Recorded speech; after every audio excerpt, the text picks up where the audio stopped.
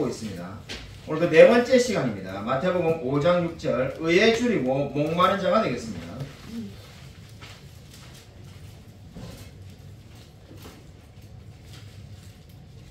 신약성경 마태복음 5장 6절 한 절을 두 번에 걸쳐 읽겠습니다. 신약성경 5쪽에 있습니다. 같이 하시라고 같이 한 목소리 읽겠습니다.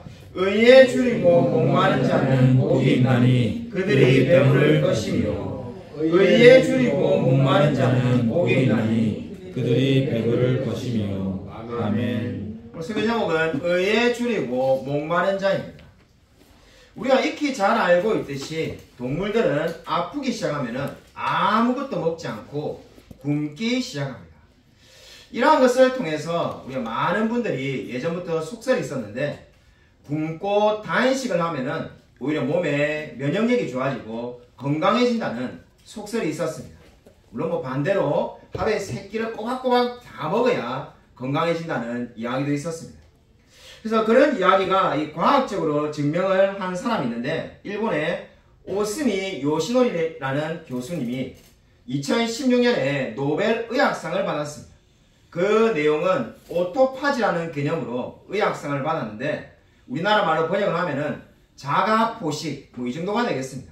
한마디로 세포가 세포를 잡아서 먹는다는 겁니다.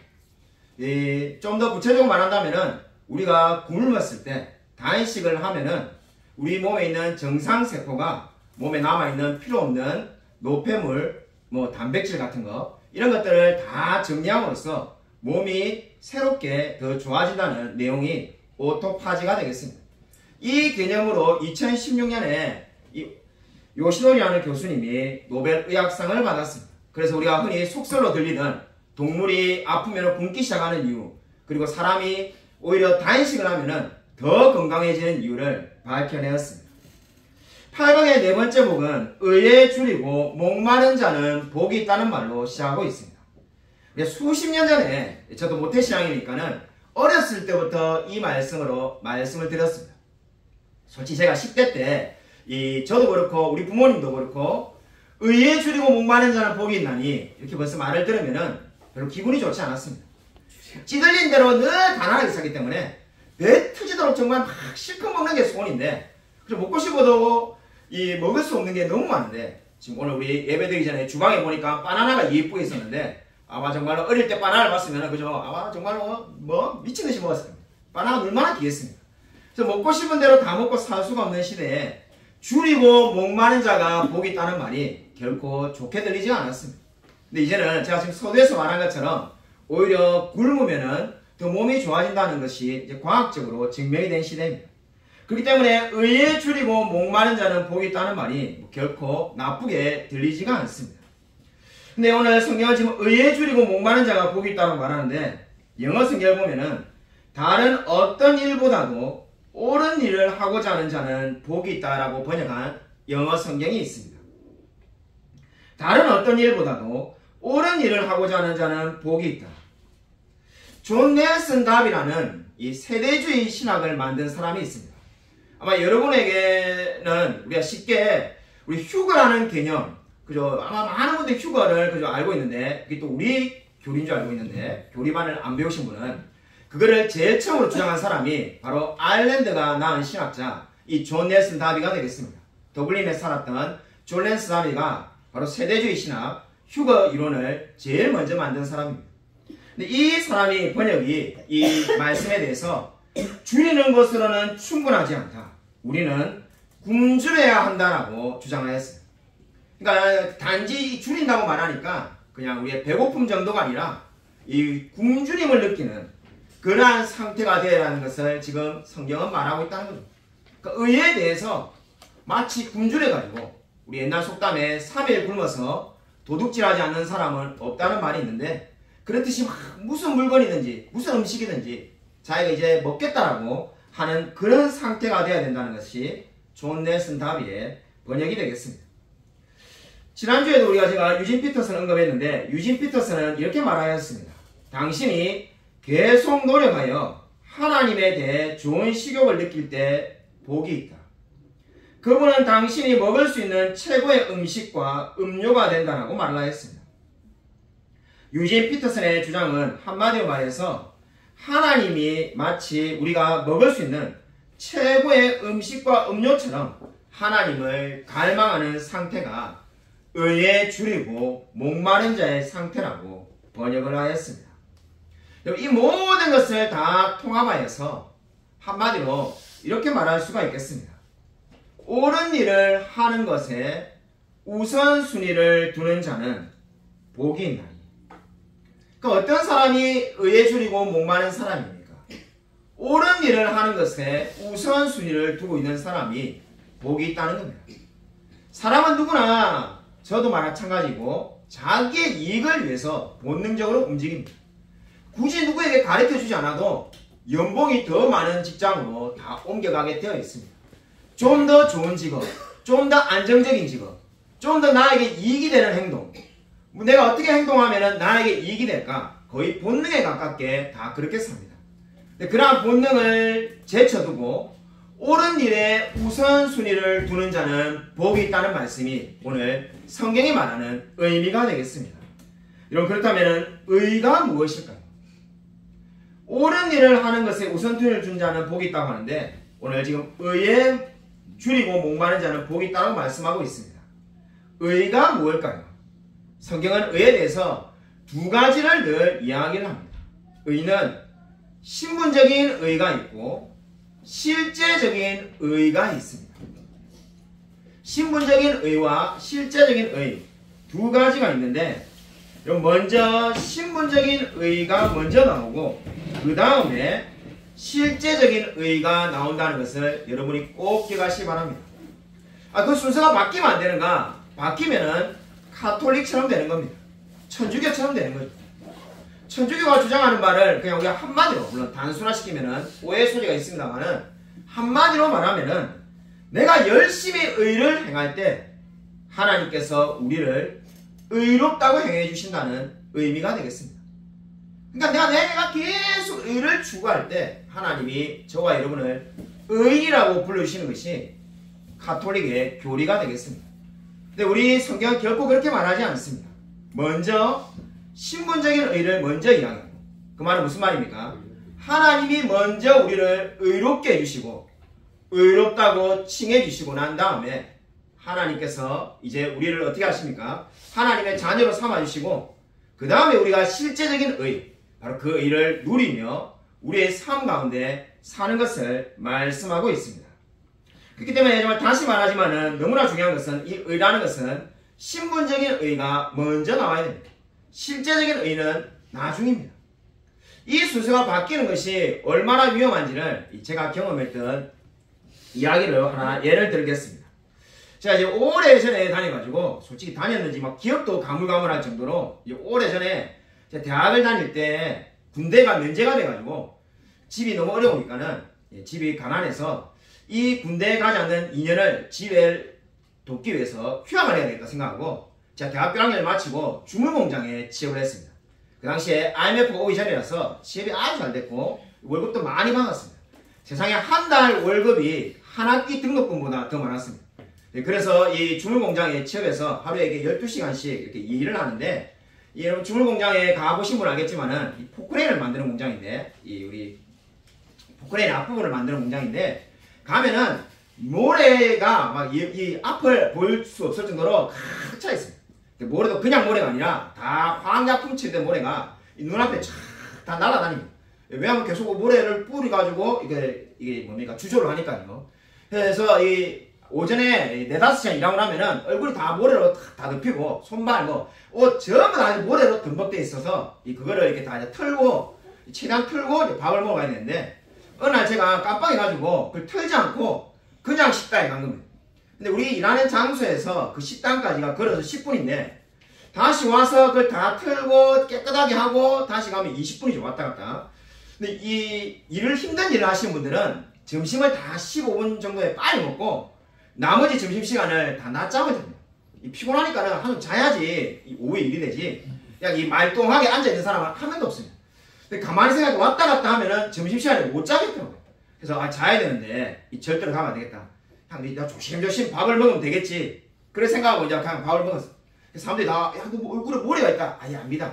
그렇지만 뭐 밥 조심해서 먹으면 되겠지. 아무리 조심해서 먹어도 어떻게 되겠습니까? 모래가 탁 떨어져가지고 밥하고 모래랑 국하고 다 섞어가지고 그것도 황약품 처리된 모래. 지금은 아마 그 당시에 제가 개념이 없었겠지. 지금 같으면 밥 숟가락을 그냥 넣을 것 같은데 그때 그냥 그걸 그냥 모래 섞어가지고도 다 맛있게 다 먹었습니다. 제가 무슨 이야기를 여러분에게 드리고자 하냐면은 아무리 제가 깨끗하게 하려고 하고 아무리 노력해도 온몸이 황약품 처리된 모래가 뒤덮여 있으면은 밥도 모래밥이고 만약에 제가 악수를 누구하고 하지 않았지만은 악수를 해도 그 사람에게 모래가 묻을 수밖에 없고 뭔가를 만지면은 거기에 황약품 처리된 모래가 묻을 수밖에 없습니다. 무슨 말을 지금 하고자 하냐면은 먼저 우리가 왜 신분이 변화되어야 되겠습니까? 왜 우리가 먼저 하나님 앞에 의로운 자가 되어야 됩니까? 내가 아무리 선을 행한들 아무리 좋은 일을 많이 행한들 그것은 스스로를 의롭게 할 수가 없다는 겁니다. 마치 약품 처리된 모래가 제 몸에 다 붙어 있는 것처럼 그것을 아무리 제가 가지고 아무리 좋은 일을 한들 좋은 일이 될 수가 없다는 거죠. 바로 인간이 죄인이기 때문에 우리는 바로 제가 마치 약품 처리된 모래를 덮고 있었던 그런 상태와 마찬가지라고 생각하면 됩니다. 제가 예전에 부교육자로 있을 때 생공부를 가르치다가 이렇게 제가 설명을 드리니까는 한 분이 제게 이렇게 물었습니다. 목사님 너무 이게 비유를 예화를 극단적인 것을 들어서 그렇지 믿지 않는 사람도 목사님같이 그렇게 막 모래가 막 묻어 있으니까 이 컵을 만져도 모래 컵이 되고 이 마이크를 잡아도 모래 마이크가 되고 다 안 좋은 게 퍼지지 않느냐. 그래서 인간은 죄인이다 이렇게 설명을 하면 그럴듯하지만은 실제로 믿지 않는 사람도 아프리카에 매달 돈을 보낸 사람도 있고 심지어 뭐 자기가 그저 목숨을 던져가지고 다른 사람을 구하고 대신 죽는 사람도 있지 않습니까? 근데 그렇게 많은 좋은 일을 하는데 그렇게 하는 거를 다 그냥 한마디로 모래가 뒤덮어된 사람이 그냥 이렇게 뭐 만지는 것과 밥을 먹는 것과 마찬가지라고 말하는 것은 지나친 것 같습니다 라고 묻는 분이 있었습니다. 과연 그럴까요? 그렇지가 않습니다. 고린도전서 13장 3절에 바울이 이렇게 외칩니다. 내가 내게 있는 모든 것으로 구제하고 내가 내게 있는 모든 것으로 구제하고 또 내 몸을 불사르게 내어줄지라도 사랑이 없으면 내게 아무 유익이 없느니라. 이 말씀이 무엇을 의미합니까? 내가 내게 있는 모든 것으로 구제하고 나의 전 재산을 들여서 가난한 사람을 돕고 심지어 내 목숨을 다른 사람을 위해서 내어주더라도 사랑이 없는 사람은 유익이 없다는 겁니다. 사랑이 없다는 게 뭡니까? 하나님을 사랑하지 않는 사람은 그 사람이 어떠한 일을 하든지 간에 그에게는 아무런 유익이 없다고 성경은 분명히 말씀하고 있습니다. 이 말씀이 무엇을 의미합니까? 우리가 사람은 먼저 신분적인 의를 얻어야만 한다는 겁니다. 그것을 어떻게 얻을 수가 있습니까? 먼저 하나님을 사랑한다고 고백하고 먼저 하나님을 믿고 의지하고 난 다음에야 우리가 의로운 자가 될 수가 있습니다. 자, 오늘 오랜만에 이 입교 세례문답을 오늘 공부를 가르쳐갖고 우리 다니엘하고 라일이 우리 세 가지 공부를 해야 되는 유금이 성도님이 오시지 않아서 우리 이제 6월달에 입교 세례식이 있기 때문에 오랜만에 지금 제가 이 세례문답 공부를 가르쳤는데 이 구덩이를 오랜만에 그리니까는 감동이 오더라고요. 웃으시는 분은 이미 배우신 분이고 저 구덩이 지금 말하니까 뭔지 모르겠다는 분은 모르시는 분이기 때문에 배우러 오셔야 돼요. 구덩이를 이렇게 제가 딱 오랜만에 제 구덩이를 그리니까 이게 느낌이 감회가 새롭더라고요. 그래서 자, 중국에 가서도 이 구덩이 다 그렸는데 오랜만에 우리 라헬이하고 다니엘에게 구덩이를 그리고는 다음 주에는 너희가 목사님에게 설명을 해라 이렇게 말해 줬습니다. 여러분이 정말 인간이 어떻습니까? 사람은 죄인입니다. 자기가 죄인이라는 것을 알면은 내가 아무리 노력을 한들 스스로는 의로워질 수 없음을 믿게 되어 있습니다. 그것을 깨닫는 것이 뭡니까? 믿음을 가지게 되는 겁니다. 자, 지금 팔복을 하면서 탕자의 뷰를 여러 번 말씀을 드렸는데 탕자의 뷰로 말한다면은 우리는 많은 분들이 탕자의 뷰를 읽을 때 탕자가 허랑방탕했다는 말에 초점을 둡니다. 저도 예전에 그렇게 읽었습니다. 허랑방탕이라니까는 그저 우리가 유교 문화에 젖어들어가지고 부모에게 맞아 그 부모 다 돈 가지고 허랑방탕에 쓰는 나쁜 놈. 그 부모의 힘들게 부모가 유산을 모아놓으니까 재산을 모아놓으니까는 그거를 술이나 먹고 아무 때나 써가지고 이 돈을 날린 나쁜 사람 이렇게 우리가 생각하기가 쉬운데 탕자의 비유의 핵심은 탕자가 아버지의 집을 떠났다는 데 있습니다. 탕자가 죄인이 된 것은 허랑방탕하게 돈을 썼기 때문에 죄인이 아니라 이미 아버지의 집을 떠난 것 자체가 죄인이 된 겁니다. 탕자가 아버지의 집을 떠나고 난 다음에 그가 뭐 사회복지사가 돼가지고 장애인을 돕든 아니면 뭐 어려운 이웃들을 돕든 심지어 아까 고린도전서에서 말하는 내 몸을 불사르게 내어준다 할지라도 내 전 재산으로 다른 사람을 구제한들 그 사람은 결코 의로울 수가 없습니다. 왜냐하면 아버지의 집을 떠났기 때문입니다. 여러분 저와 여러분도 마찬가지입니다. 먼저 하나님을 믿어야만 합니다. 하나님을 믿지 않고서는 결코 의를 가질 수가 없습니다. 그러면 하나님을 믿는 저와 여러분은 어떻습니까? 위대한 설교자, 지난 세기에 가장 뛰어난 설교자라는 평가를 받는 마틴 로이드 존스 목사님은 이렇게 말하였습니다. 그리스도인은 위대한 일을 행하기 이전에 이미 위대한 존재이다. 그리스도인은 위대한 일을 행하기 이전에 이미 위대한 존재이다. 여러분 어떻게 이 말이 가능할 수가 있습니까? 저와 여러분이 위대한 일을 행하기도 전에 이미 위대한 사람입니다. 왜냐하면 하나님께서 위대한 일을 이미 행하셨기 때문입니다. 그리스도께서 십자가를 지심으로 우리의 모든 죄를 사유시고 구원해 주셨습니다.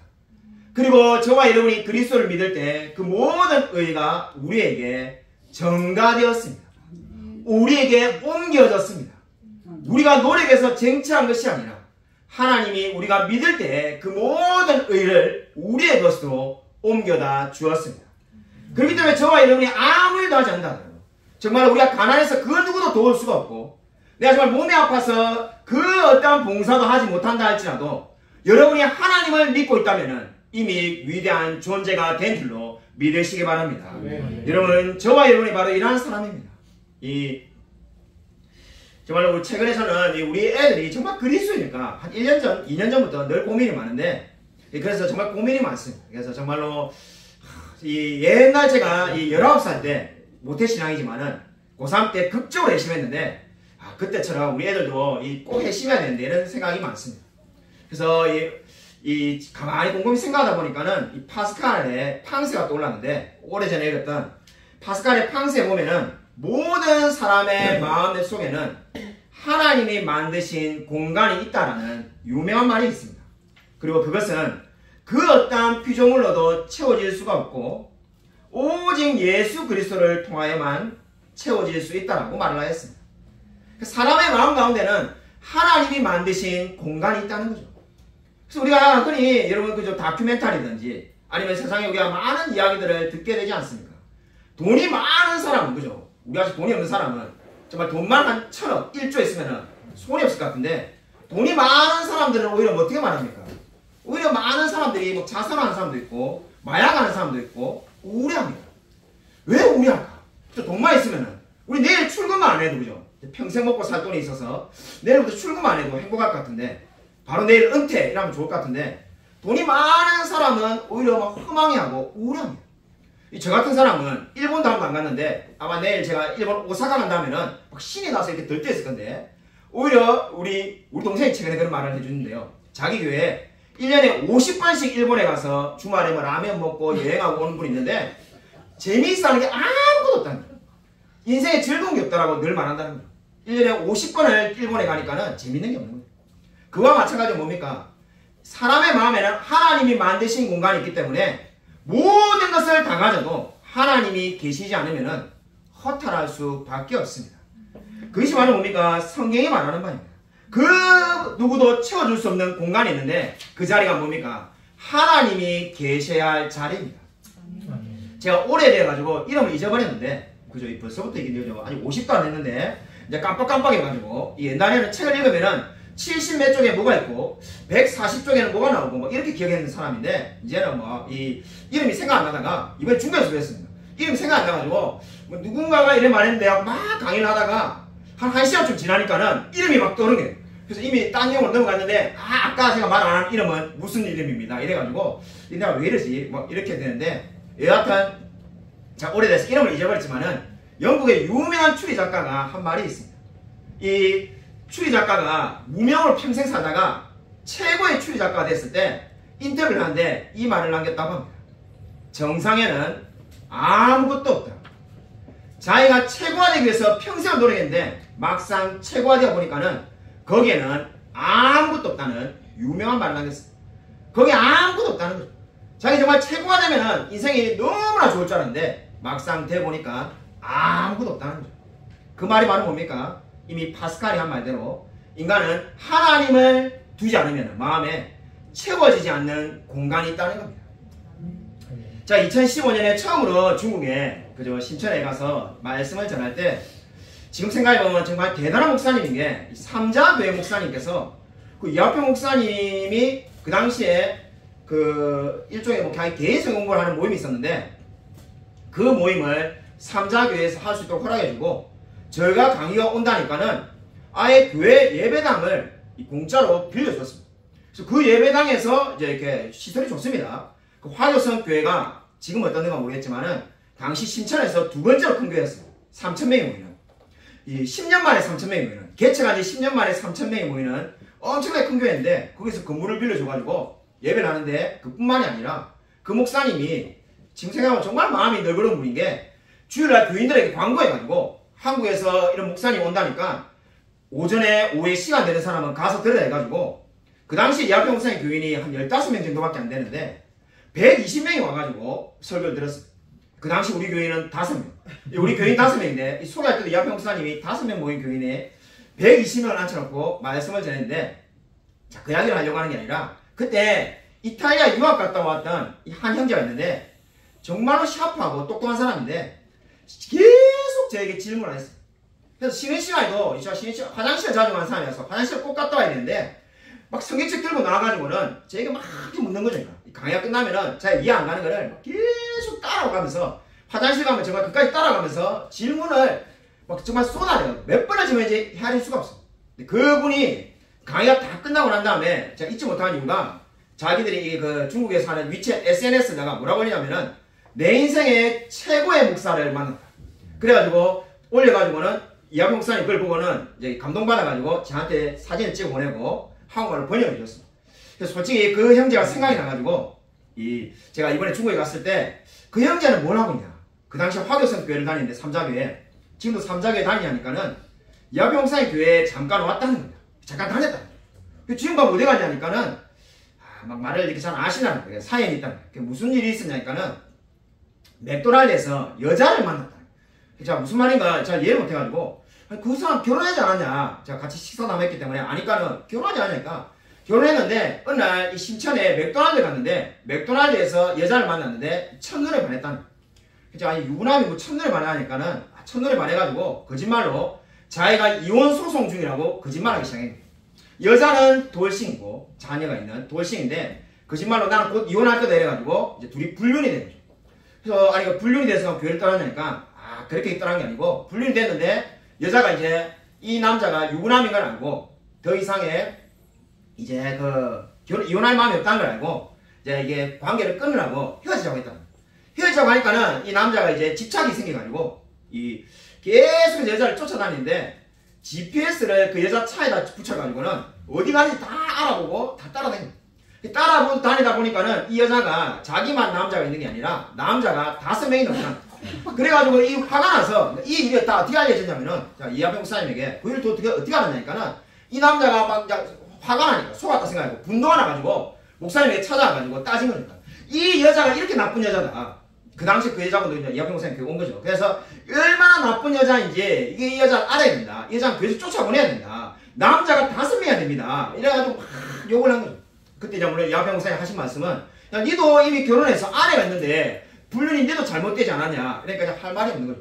자기가 죄를 지었음에도 불구하고 자기 죄는 하나도 생각하지 않고 남자가 5명 있다 이 말 가지고 계속 이야기하더라고요. 자기가 쫓아다니다 보니까는 결국은 교회를 떠나게 되었습니다. 자, 그 이야기를 듣고 깨달은 것이 정말로 그 8년 전에 처음에 갔을 때 제가 그 모습 다 기억하는데 화교성 교회에서 만약에 이게 정말 우리가 비디오로 촬영해 놨다면은 여러분이 그분의 모습을 보면 감동을 받을 겁니다. 막 성경책을 들고 막 뛰어나가지고 저에게 막 알려달라고 하고 알려주면 막 좋아가지고 막 적어놓고 막 하는 모습을 보고 정말로 하나님을 만난 사람이다 이렇게 생각했는데 누가 이렇게 그렇게 사는 사람이라고 상상이나 해볼 수가 있었겠습니까? 여러분, 오늘 성경은 우리에게 의가 있어야 된다고 말하는데, 바로 그래서 우리가 두 번째로 실제적인 의를 다루어야 합니다. 내가 분명히 그리스도에 되었는데 왜 신분적인 의가 있는데 우리가 이 죄에 빠져서 살아갈 수밖에 없는가? 실제적인 의를 누리고 있지 못하기 때문입니다. 성경 분명히 저와 여러분이 신분적인 의에서 끝나는 것이 아니라 이제 실제적인 의, 바로 하나님을 누리고 싶다면 그 하나님을 그만큼 알아가야 된다고 분명히 말씀하고 있습니다. 그냥 쉽게 우리가 말을 한다면 마치 거지가 어느 날부터 왕자가 되면 그 왕궁의 법도를 배워야 되지 않겠습니까? 그것이 바로 뭡니까? 그 거지가 분명히 신분으로는 왕자가 된 거지만 그게 신분적 의죠. 근데 그 법도를 배우고 모든 규칙을 아는 것이 실제적인 의가 되겠습니다. 애니비라는 성경이 있는데 그 성경은 오늘 말씀을 이렇게 번역하였습니다. 정의가 승리하기를 간절히 열망하는 사람. 정의가 승리하기를 간절히 열망하는 사람. 의에 줄이고 목마른 사람이 어떤 사람이라는 겁니까? 정의가 승리하기를 간절히 열망하는 사람이라는 거죠. 그러니까 지금 여기 번역을 보시면은 어떤 이 의가 신분적 의와 실제적 의 두 가지가 있으니까 어떤 번역은 신분적 의에다가 초점을 맞춰서 번역을 하고 또 어떤 번역은 바로 실제적인 의, 사회 정의에 초점을 맞춰서 번역을 했음을 우리가 쉽게 알 수가 있습니다. 여러분, 우리 마틴 루터 하면 어떤 이미지가 떠오릅니까? 종교개혁, 95개조 반박문, 아마 면죄부 이런 것이 먼저 떠오를 겁니다. 마틴 루터 이렇게 하는데 아마 여러분 사회정의 떠오르는 사람은 아마 아무도 없을 것 같습니다. 마틴 루터의 책을 읽어보면 놀랍게도 마틴 루터가 사회정의에 대해서 그리고 우리가 세상에서 그리스도인이 어떻게 살아야 되는지에 대해서 이렇게 말을 하였습니다.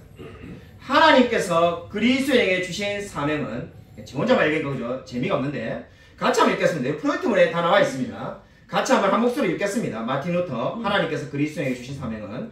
함께 읽겠습니다. 네, 시작. 하나님께서 그리스도인에게 주신 사명은 사막으로 가는 것이 아닙니다. 여러분이 살고 있는 사회에 나와서 여러분이 가지고 있는 또한 여러분이 할 수 있는 것을 여러분의 손과 발과 온몸을 사용해서 행하라는 것입니다. 여러분이 마틴 루터는 이렇게 말을 하였습니다. 하나님이 우리에게 주신 사명이 사막으로 가라는 게 아니죠. 우리가 중세 수도원 운동을 알다시피 중세 수도원 운동은 완전하게 실패했습니다. 그래서 우리가 그리스도인들이 우리가 너무 좋다고 우리끼리 오늘부터 그죠 직장도 안 다니고 우리 전 재산을 가지고 우리끼리 오늘 여기서만 공동체를 이루며 살아라 그렇게 명령하지 않으셨다는 거죠. 하나님은 우리에게 뭘 명령하셨는가? 여러분이 가지고 있는 것으로, 저와 여러분이 가지고 있는 것으로, 저와 여러분이 할 수 있는 것으로 우리의 손과 발과 온몸을 사용해서 그 자리에서 하나님의 영광을 위해서 일하라는 겁니다. 사회복지사는 사회복지사대로, 간호사는 간호사대로, 교사는 교사대로, 회사를 다니는 사람은 회사를 다니는 대로 그 자리에서 하나님의 영광을 위해서 내가 할 수 있는 것을 하는 것이 뭐라는 겁니까? 바로 오늘 성경이 말하는 의에 줄이고 목마른 자가 되겠습니다. 우리는 하나님을 위해서 일하라면 마치 큰 일을 생각합니다. 그러나 하나님이 우리에게 큰 일을 행하라고 명령한 적이 없습니다. 저와 여러분이 할 수 있는 일을 감당하시길 바랍니다. 여러분, 아마 우리가 세상을 변화시키고 싶은 마음들이 다들 있을 겁니다. 그죠? 특히 우리 20대, 10대 젊은 이 청년일수록 정말 피 끓는 청년들은 저 세상을 좀 바꿔봤습니다. 세상이 좀 달라졌으면 아마 이런 생각들을 곧잘 했을 겁니다. 저도 그랬습니다. 저도 정말 10대, 20대 때 안 해본 게 없는 것 같은데 특히 20대 때 뭐 공명선거 운동, 그 다음에 뭐 이 기운실 활동, 수많은 많은 뭐 컨닝 안 하기 운동, 아니면 학교 앞에 대학교 막 청소하기, 뭐 많은 것을 저 세상을 바꾸고 싶었어요. 저뿐만 아니라 많은 사람들이 세상을 바꾸고 싶어하는 사람들의 여러 가지 흐름이 있습니다. 여러분이 아마 쉽게 알 수 있는 것으로 남미에 가면은 가톨릭의 신부들이 총을 들고 그죠? 정부와 싸우죠. 그죠? 저처럼 목사가 늘 설교하고 예배만 집례하는 것이 아니라 아예 신부가 총을 들고 정부와 싸우는 게 왜 그렇게 하겠습니까? 세상을 바꿔야 되겠다는 거죠. 의에 줄이고 목마른 자가 그런 의미라는 거죠. 세상이 썩었는데 그 세상을 바꾸기 위해서 뭔가를 해야 되지 않겠나 이렇게 생각하는 분들이 있습니다. 그래서 우리가 한 30년 전에 우리 아마 신앙생활 오래 하신 분들은 고지론이라는 것을 아마 들어본 기억이 있을 겁니다. 세계관 운동이 처음에 나왔을 때 고지론이 있었는데 세상을 바꿔야 되는데 세상을 바꾸려면은 제 주장이 아닙니다. 고지론의 주장인데 예를 들면은 뭐 절대 포망하거나 이런 게 아닙니다. 요즘은 이런 걸 너무 조심해야 되니까 차별한다 이래가지고 절대로 그런 게 아니라 고지론의 주장이 당시에 예를 들면 우리 여기 삼성프라자에서 청소하면은 뭔 네가 이 사장을 바꿀 수가 있겠니? 대통령이 된다든지 국회의원이 된다든지 그래서 법을 바꿔가지고 예를 들면 주일날 토플 시험 치지 마, 토익 시험 치지 마. 세상이 바뀌지 않겠냐? 그래서 우리가 높은 자리를 차지해야 된다. 근데 저도 강의를 들 때 정말 가슴이 뛰었던 게 예를 들면 네가 병원 앞에서 경비가 돼가지고 맨날 인사만 해가지고 무슨 하나님께 영광이 되겠니? 네가 병원장이 되어봐. 수많은 직원들을 교회 데리고 할 수 있지 않겠냐? 이게 바로 고지론입니다. 고지를 점령해라. 그러면 세상이 바뀔 거라고 했는데 이미 대한민국은 이제 옛날 통계입니다. 한 10몇 년 전 통계인데 그리스도인이 그 국회의원의 30%인가 40%가 그리스도인이고 대기업 회장의 60%가 그리스도인입니다. 이 많은 고지를 다 점령했습니다. 그런데도 세상은 여전히 부패이죠. 제가 대학생 때 제일 좋아하는 사람이 그죠? 저를 아는 사람은 우리가 개척해서 한 번도 우리 교회에서 프란시스 셰퍼 강의를 안 했는데 조만간에 한번 하겠습니다. 우리 중국에 가니까 이하평 목사님이 막 프란시스 셰퍼에 관심이 생겨가지고 한국에서 막 그 강의하는 걸 유튜브로 막 듣더라고요. 그래서 제가 뭐 이렇게 쫙 이렇게 말을 해주니까는 깜짝 놀라가지고 내가 셰퍼를 잘 안 하는 거예요. 제가 대학생 때 이미 학생들을 후배들 앉혀놓고 20명 앉혀놓고 셰퍼를 매주 강의했던 사람. 전 집을 이미 대학생 때 다 알겠대요. 그래서 막 우리 이하평 설명해달라 해가지고 제가 프리 이반젤리즘을 설명해드렸어요. 프리 이반젤리즘이 뭐냐? 프란시스 셰퍼가 말했던 가장 유명한 이론 중에 하나인데 프리 이반젤리즘. 전전도 우리나라 말하면 예비전도가 되겠습니다. 복음을 전하기 위해서는 우리가 예를 들면 건빵을 이렇게 전하자고 있잖아. 우리가 막 전도하는데 잘 안 받잖아. 받아봐야 오히려 막 그 전도지. 그나마 건빵은 먹을 수 있는 가져가지. 전도지를 주면은 다 막 집어 던지고 욕하고 뭐 이러잖아. 그런데 그러한 모든 이 사회 기독교의 냉소적인 분위기를 바꾸어야 복음이 잘 들어가는 복음이 잘 전해진다는 거죠. 프란시스 셰퍼의 주장입니다. 프리 이반젤리즘은 뭐냐? 바로 사회 전체를 복음 친화적인 분위기로 만드는 것이 우선시돼야 된다는 거죠. 그리스도인이 그냥 단순히 복음만 전하려고 하는 것이 아니라 이 세상이 복음을 받아들이게 합당하게 만들어 놔야 된다고 주장하였습니다. 그래서 프란시스 셰퍼가 그 유명한 라브리 공동체를 만든 거죠. 근데 왜 제가 이 8년 동안 한 번도 이 프란시스 셰퍼 강의를 안 했을까요? 셰퍼가 싫은 것도 아니고 뭐 훌륭하지 않은 인물도 아니고 너무나 대단한 분이죠. 삶이 아주 훌륭한 분입니다. 제가 그 모든 이론들, 지금 제가 방금 설명했던 거를 고지론 그 누구보다 제가 잘 설명할 수 있고 잘 알고 있습니다. 근데 왜 그런 것도 이야기하지 않고 한 번도 이야기하지 않는가?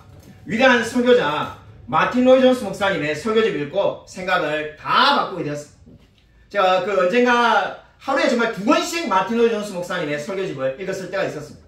전집이 80권 이상 되는데 다 읽고 난 다음에 모든 기존에 가지고 있는 생각들을 다 버리게 되었습니다. 그게 왜 그러냐면 로이 존스 목사님이 이렇게 말하였습니다. 어떻게 하면 세상이 변화되는가? 오늘날 세계에서 가장 필요한 것이 있다면 그리스도인의 수, 오타입니다. 그리스도의 수가 아니라 그리스도인의 수입니다. 인자가 빠졌는데 개개인의 그리스도인 수가 증가하는 겁니다. 원자력, 전쟁 등 수많은 문제에 있어서 제일 실제적인 해결 방법은 그리스도인의 숫자가 늘어나는 것입니다. 여러분, 어떻게 세상이 바뀐다는 겁니까? 저와 여러분이 높은 자리를 차지한다고 세상이 바뀌는 게 아닙니다. 그리고 저와 여러분이 아무리 세상을 복음 친화적인 분위기로 바꿔도 세상은 믿지 않는 사람은 복음에 적대적일 수밖에 없습니다. 하나님을 사랑하지 않는 사람이 복음을 왜 좋아하겠습니까? 그럼 어떻게 하면 세상이 가장 빨리 변화되는가? 바로 그리스도인의 숫자가 늘어나는 겁니다. 그리스도인이 많아지면 어떻게 되겠습니까? 바로 이 세상이 변화되게 될 줄로 믿으시기 바랍니다. 지난해 제가 철로역정 할 때 강의할 때 말씀을 드렸는데 철로역정 들은 분들보다 안 들은 분이 훨씬 많기 때문에 자, 그 내용을 전부 다 말할 수는 없지만은 이 말은 꼭 다시 한번 하고 싶습니다. 자, 철로역정 할 때 이미 한번 말씀을 드렸습니다. 100년 전에 평양 대공연을 할 때 뭐 정확하게 117년 전에 이 세상에서 가장 큰 신학교가 어딘지 아냐라고 제가 질문을 드렸습니다. 언뜻 들어보면은 그죠? 미국의 뭐 프린스턴 신학교 뭐 이런 생각이 먼저 들겠죠. 영국의 신학교, 우리 미국 영국. 제가 교회에서 박사과정 읽을 때 정말 책을 읽다가 가슴이 뜨거워졌던 것이 100년 전에 1900년대 초반에 이 세상에서 이 지구상에서 가장 큰 신학교가 평양신학교였습니다. 가장 많은 신학생을 배출하는 학교가 평양신학교였습니다. 이 땅에 평양의 대부흥이라는 것이 절대 우연이 아닙니다. 그렇게 하나님의 말씀을 전하고자 하는 사람이 많았기 때문에 부흥이 일어난 거죠. 우리가 정말 놀랍지 않습니까? 선교사님들이 그때 복음을 전하러 온 지 불과 몇십 년 만에 이 지구상에 가장 큰 신학교가 평양에 있었습니다. 그렇기 때문에 놀라운 부흥의 역사가 일어난 거죠. 여러분, 어떻게 하면 이 세상이 변화될 수가 있습니까? 그리스도인의 숫자가 늘어나는 겁니다. 그거보다 더 빠른 방법이 없습니다. 제가 최근에 우리 애들과 이야기를 하다가 우리 애들이 제가 막 집에 요즘 막 책을 막 사니까는 책이 이렇게 새 책이 왔어. 신간서적이. 그러니까 우리 애들이 책을 요즘 읽는 사람이 어디 있냐라고 핀잔 주더라. 유튜브 보면 다 나오는데 책을 뭐 하려냐. 뭐 어떤 주제든지 간에 유튜브에 다 나오는데 책은 뭐 하려냐 이러길래 제가 좀 문자를 한번 써가지고 야, 워렌 버핏이 뭐라고 말했는지 아느냐. 워렌 버핏이 독서하는 사람을 그 누구도 이길 수가 없다. 이렇게 말을 했다. 예를 말하면 제가 그죠, 여러분 지금 이렇게 끄떡끄떡 하시고 계신데 이렇게 될 줄 알았는데 그래갖고 제가 문자를 써서 말했는데 멀뚱하게 말하고 왜 그런가 생각해보니까 워렌 버핏을 모르는 거니까. 워렌 버핏을 알아야 이게 뭐 감동이 없는데 좀 거짓말로 스티븐 잡스가 했다든지 아니면 좀 이렇게 이름을 바꿨어야 되는데 워렌 버핏이 이렇게 말했다니까는 동아리라고 뭐 감동이 없으면서 이게 내가 참 유식하게 썼는데 독서하는 사람을 그 누구도 이길 수 없다 이렇게 말하고 난 다음에 제가 아이들에게 이렇게 말했습니다. 유튜브에 보면은 모든 정보 뭐 그것이 어떤 정보든지 간에 모든 세상에 모든 정보가 있으니까 다 알 수 있다. 근데 니 한번 생각해봐. 내가 지금 500페이지짜리 책을 샀는데 유튜브에 보면 아마 이 책의 내용도 5분짜리 10분짜리 요약이 돼 있었거든. 그러니까 그렇게 되고 정보만 아는 거지 그것이 신념이 되지 않는다. 야, 네가 유튜브 보고 내가 이렇게 살아야 되겠다 이렇게 결심한 적 있냐? 근데 책을 읽으면은 사람이 신념이 생기고 그 신념이 생겨야 확신을 가지고 그대로 살게 된다. 근데 계속 유튜브 보면은 아는 건 많은 것 같이 보이지만 우리 반풍수 집안 망친다는 것처럼 실제로 자기가 그대로 사는 건 아무것도 없어요. 근데 책을 읽으면은 사람이 변화된다. 그래서 우리도 아이들에게 막 일장제가 연설했는데 우리 아내 병원에 간호사는 지금 40이 넘었는데도 주일 말고 쉬는 날이 되면은 그리스도인입니다. 근데 이 일반서적 토론하는 그 토론 모임에 평일날 화요일이든 목요일이든 늘 가가지고 독서 토론하고 카톡방 관계도 책을 읽어야 된다. 책을 읽는 사람하고 가까이 해야 된다. 이래가지고 어떻게 하지 책을 안 읽고 하냐. 야, 직업도 이미 정해졌고 간호사. 뭐 이제 인생이 솔직히 40인데 절반 가까이 살았는데 책을 뭐 하나 읽겠냐 생각이 들지만은 어떻게 하지 책을 읽어가지고 자신을 연단하려고 하는데 니네는 이제 고작 14살, 15살인데 벌써부터 책은 왜 읽냐. 그냥 그 유튜브 보면 다 나온다. 이래서 안 된다라고 제가 말을 하면서 마음이 아팠던 것이 정말로 책을 읽지 않는 시대가 되었구나라는 생각이었습니다. 제가 이 어릴 때 모습이 떠올랐는데 어릴 때 뭐 우리 집도 가난하지 않았습니다만은 당시에 이 부자 의사집 아들이 우리 집 바로 뒷집에 있었는데 그 집에 있는 모든 책을 제가 다 빌려 읽었어요. 그 친구 이름도 제가 잊어버리지 않는데 대통령 이름만 같으니까 박정희라고 그 집에 책을 전부 다 읽으니까 그 어머니가 나 싫어요. 책을 안 빌려주는 자기는 막 그 세계 문학 전집을 보고 책 엄청 많은데 추리소설이고 다 읽지도 않는데 제가 그 전부를 다 빌려 읽고 안 빌려준다니까 또 다른 부잣집에 있는 책을 빌려가지고 저 책을 이미 우리 예인이 나이 때 아마 1000권도 넘게 읽었어요. 근데 우리 애들은 책을 1년에 한 권도 읽지 않아요. 오로지 아는 것은 유튜브에 숏만 계속 보는 거예요. 제가 정말로 우리 애들은 공부도 못합니다만은 공부는 사실 어차피 1등과 35등이 정해져 있는 거고 그죠? 이 모든 사람 우리 애들 전부가 1등 할 수는 없습니다. 이 1등하고 35등이 정해져 있는데 정말 문제는 책을 읽지 않는 게 진짜 문제구나 하는 생각을 가지게 되었습니다. 책을 읽지 않으니까 신념이 없고 확신이 없는 사람이 어떻게 의를 위해서 옳은 일을 위해서 자신을 희생하며 나아갈 수가 있겠습니까? 이게 정말 옳다는 것을 알아도 그대로 살기가 쉽지 않은데 이 일이 옳은지 안 옳은지 구분도 못하는 사람이 그 일을 위해 살 수가 없겠구나 하는 생각을 가지고 지난주에 마음이 너무 아팠습니다. 오늘 의에 줄이고 목마른 자는 복이 있는데 어떤 복이 있다라고 성경이 말씀하고 있습니까? 그들이 배부를 것이며라고 말씀하고 있습니다. 여러분 여기서 배부를 것이며라는 것은 원문을 보면은 만족하게 된다는 겁니다. 한마디로 의에 주리고 목마른 사람은 만족하게 된다는 거죠. 만족하는 게 뭡니까? 행복해지는 것을 이야기하는 겁니다. 행복하면은 우리가 영어로는 해피니스인데 이 영어의 해피니스는 happen이라는 동사에서 비롯되었습니다. 그 동사가 뭐냐면은 우연히 일어난다는 거죠. 우연한 기회에 우연히 돈을 벌고 우연히 출세하게 되고 그렇게 되는 게 뭡니까? happen 그리고 happiness 행복이 되겠습니다. 그 세상에 생각하는 게 영어 단어로 그렇게 만들어져 있습니다. 그 세상에 우연히 출세하고 우연히 돈을 벌고 우연히 잘 살게 되고 이것이 바로 뭡니까? 행복이죠. 근데 팔복에 말하는 복은 그 행복이 아닙니다. 영어 성경에 보면은 해피니스라고 번역된 성경은 하나도 없습니다. 모두 다 뭐라고 되어 있습니까? 블레스드라고 되어 있습니다. 블레스드는 뭡니까? 피해를 관계를 맺는 거죠. 그러니까 예수 그리스도와 피해 관계. 그리스도가 피값으로 주시고 사셨다는 것을 믿고 아는 자는 복이 있는 사람이라는 겁니다. 세상에 우연히 출세하고 우연히 성공하고 우연히 좋은 직장을 잡고 그렇게 사는 사람이 복이 있는 것이 아니라 그리스도를 믿고 복음을 아는 그 사람이 어떻다는 겁니까? 복이 있고 만족을 누리게 될 거라고 성경은 분명히 말씀하고 있습니다. 여러분 탕자의 비유를 보십시오. 탕자가 돌아와서 어떻게 했습니까? 아버지 품에 왔을 때 너무나 행복해하며 만족을 하였습니다. 진정한 행복은 어디에 있습니까? 하나님을 만난 자가 가장 복되고 행복한 줄로 믿으시기 바랍니다. 여러분 백세의 소천한 수년 전에 빌리 그레이엄 목사님은 이렇게 말을 하였습니다. 인간에게 사회적인 또는 경제적인 자유를 줄 수는 있으나 하나님과의 교제를 갈망하는 심령의 욕구를 충족시켜주지 않으면 언제나 짐승처럼 행동할 것이다. 인간에게 아무리 사회적인 욕구와 경제적인 자유를 준다 한들 민주주의로 한들 그 사람이 하나님을 만나지 않는다면 그냥 짐승처럼 행동하게 될 거라고 말을 하였습니다. 그것이 바로 실제로 우리 주위에 끊임없이 그죠. 우리나라가 옛날보다 훨씬 잘 살아야겠지만은 범죄는 계속 일어나는 이유가 되겠습니다. 사람은 아무리 도덕을 많이 가르치고 윤리를 많이 가르치고 교양을 많이 가르쳐도 사람은 결코 변화되지가 않습니다. 하나님을 만난 사람만이 변화되는 줄로 믿으시기 바랍니다. 여러분 그러므로 오늘 성경이 말씀하신 것처럼 의에 줄이고 목마른 자는 복이 있나니 그들이 배부를 것임이라는 말씀대로 늘 의에 줄이고 목마른 자로 살아가는 저와 우리 모든 성도님이 되시기를 주님의 이름으로 간절히 축원드립니다.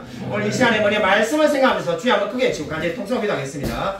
주여 하나님 아버지 감사를 드립니다. 하나님께서 아버지 함께 하셔서 저와 우리가 좀 의에 줄이고 목마른 자로 살아갈 수 있도록 아버지 도와주셔서 의에 줄이고 목마른 자는 배부를 것이며라고 성경이 말씀하셨습니다. 우리 마음 가운데 정말 주님 의를 향한 갈망이 넘쳐날 수 있도록 아버지 도와주셔서 하나님께서 우리에게 정말 주님 신분적인 의를 먼저 주심을 감사를 드립니다. 왜냐하면 죄로 인하여 죽을 수밖에 없는 이 죄인을 하나님의 자녀로 삼아주셨습니다. 하나님 아버지 말씀에 우리가 그 하나님 은혜에 합당하게 살아갈 수 있도록 도와주셔서 이 세상을 변화시킨 자로 살아갈 수 있게 되길 소원합니다. 그 세상이 정말 악합니다. 그 세상에 아직까지 믿지 않는 수많은 영혼들이 있습니다.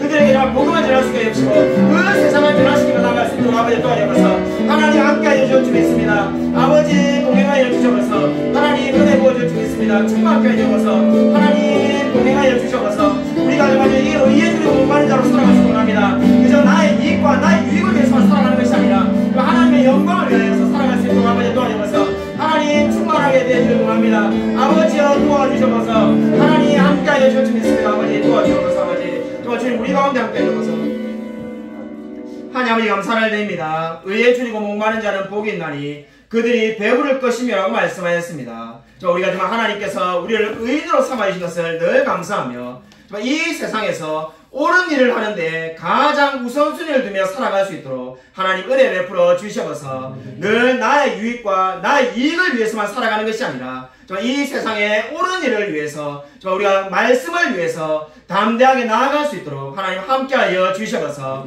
바라옵기는 우리나라의 그리스도인들이 더 많아지기 원합니다. 안타깝게도 교회가 줄어들고 정말 힘들어 있는 상황이 있습니다. 그러나 정말 하나님께서 성령이 다시금 역사하시면은 그리스도인이 정말 이 땅에 넘쳐나게 될 줄로 믿습니다. 그 날을 위해서 우리가 늘 기도하며 복음 전하며 살아갈 수 있도록 하나님 함께하여 주셔서 하나님께서 우리의 삶을 늘 붙들어 줄 줄 믿사오며 살아계신 예수 그리스도 이름으로 간절히 기도드립니다. 아멘. 다 함께 하셔서 찬송가